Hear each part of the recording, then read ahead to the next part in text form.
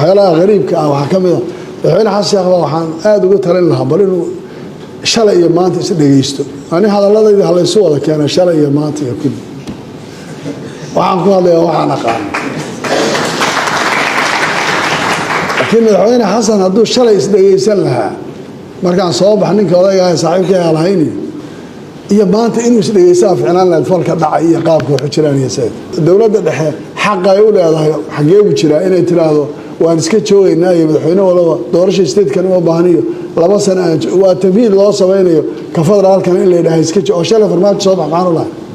haddii la iska joogayo iska joogayno leena sida halayo taamkii 5 sano markuu dhamaaday ballamihii la ballamay oo dhan waxba ka socon weeyay waxay noqotay inaan nidhaahno doorasho halaa iyo maya maxaan uga baahanahay doorasho waa soconaynaa la joojin maayo aan socon taasay ahayd markaa midda aan uga soo tagay inina haddana been baa la isu sheegay intii fiyoorihii la gaday fiyooraha soo lama aqoon carwadii yaa diyaaradaha lagu daabulo kaambooni intaan tagno niman geesiyaal waxay yidhahdeen intaan tagnaa soo qabanaynaayo waxaynaynaa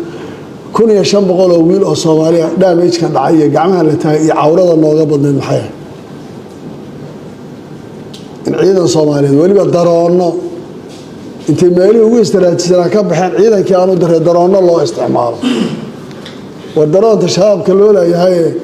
maanta ay balcad korkeeda la taagan tahay ma aan la duqeynayn kaambooni lagu soo duqeynayo ciidan manaraani jooga macnaheedu waa waxa hadda laga hadlayaa shacab la cuna qabatay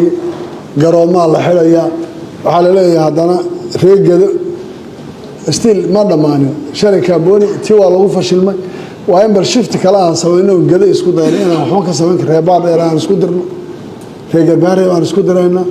doolar aan sidan yeelo balaxa wax la iskor fadhiyo laakiin waxa ilaahay mahadiya dadku aad u aqligoodu soo jeeda odayga Allah hadashay iyo qof wali wuxuu leeyahay kaalay ma inaan waalanahay bay moodayaan xibadayda meesha ku halay waxay xusuusinayaan 1976 xisbiga hantada kacanka Soomaaliya dawladda kacanka dawlad xoog leh oo xisbiga markii la aasay golay sare kacanka uu jiro yaa waxa galay madaxweynihii iyo ku-xigeenadii iyo taliyaashii ciidanka iyo wasiiradii iyo saraakiishii kulli golihiis xogudii golay dhexe xisbiga hantada kacanka Soomaaliyeed baa laga waa awood dawladeed oo wadanka gacanta ku haysa oo powerful bal xisbiga hantada kacanka Soomaaliyeed maanta la dhisay xagee gacanta ku haya ya xisbiga maanta gudoomiyihiisii iyo musharaxiisii la isku wada haysto ee la leeyahay ma adaa joogi anaa joogi loo joojin maayo la qaybsanayo la waxaynayo ay xisbi dawladnimada maanta xisbiga loo sameysanayo ee la leeyahay xisbigaas aan soo nimaano hada durbaanka la fiiri 60s-kii 60-aadkii iyo 70-aadkii markii uu kacaanadu dhici jireen Afrika waa laga soo gudbay hadda wiilasha hadda joogi iyo kulli wasiiradii kulli waa qurbo joog waa niman Yurub iyo Mareykan iyo ka yimid xataa lama socdaan xataa shuuciyadii iyo wixii jiri jiray lama socdaan ma garanayaan xataa luqadda lagu hadlayo maanta xisbiga hantada gacanka Soomaaliyeed loo aasaasay xisbi la mid ah waxba oo la hawla lahu wala quwwa wax gacanta ku haya ay jir soo ma garanayaan shacabku waxa yaala iyo sida tahay xaaladda ay ku jiraan sida waxaan ku baaqayaa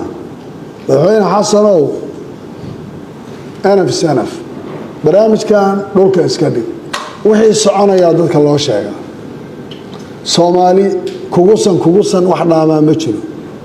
cid ka adkaad Soomaali ma jirta war qabiil ka adkaad wali ma maqasheen ya inta hadda Soomaali dagaal iskooyay ay ku jirta cid ka adkaatay baabi'isayo la waayay marka taa ma jirta intii miis wada hadal la isugu yimaado wax NCC la yiraahdaana ma jiro oo inta ka maqana waa la ogyahay Soomaali ay isu timaado ha tashato dhulka la dhigo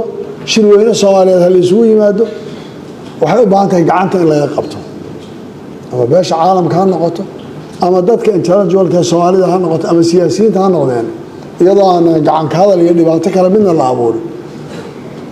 gobol Soomaaliyeed baan ku baaqaynaa in la isugu yimaado